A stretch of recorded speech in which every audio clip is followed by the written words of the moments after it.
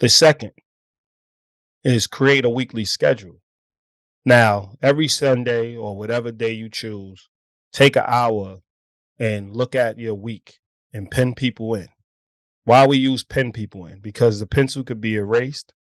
We want you to think of this as a permanent list. Now, though things happen in life and things will change, we want you to think of this schedule as something permanent, something you could honor and commit to. So, really take the time to think about what's going on and think about what you have available, the time you have available to spend with the people you say you love. Most likely the first four people on your list. Make sure that you are prioritizing those people because those is your foundation. That's your rock. So make sure that you're making the time to actually get to know them, making the time to spend with them, making the time to actually build the bond and keep the bond and supporting each other, right? Because we're not teenagers anymore. So the reason why we talk about planning is planning deals with commitment. And anybody who looks at planning as a restriction, they're not ready for a commitment. So that may be a red flag for you because you have to understand that planning is a big part of our lives once we start having careers, once we start having children, once we start having things that we have to actually commit to full time. And we now have to look at our relationships as we can't just pick up and go anymore. We have to make time for each other.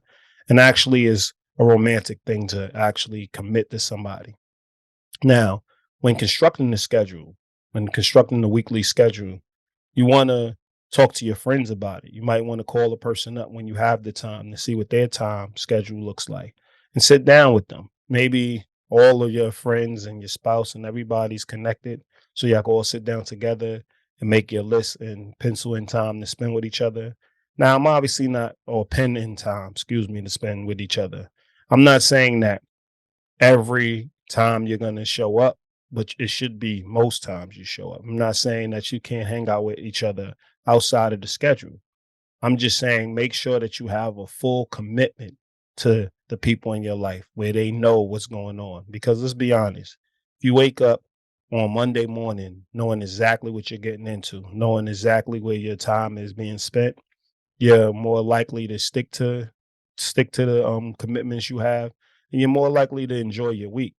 And enjoying your week and looking forward to your week is going to bring a positive, more positive mentality. And trust me, your relationships will benefit from that positive mentality. It will benefit from that positive energy. So make sure you take the time, get the list together, and have a clear understanding of where you're going with your relationships because they are your foundation. You're going to get everything else accomplished if you have a strong support system. So make sure you're pouring into your support to make sure that your support is pouring into you. And therefore, y'all will be able to commit to anything together.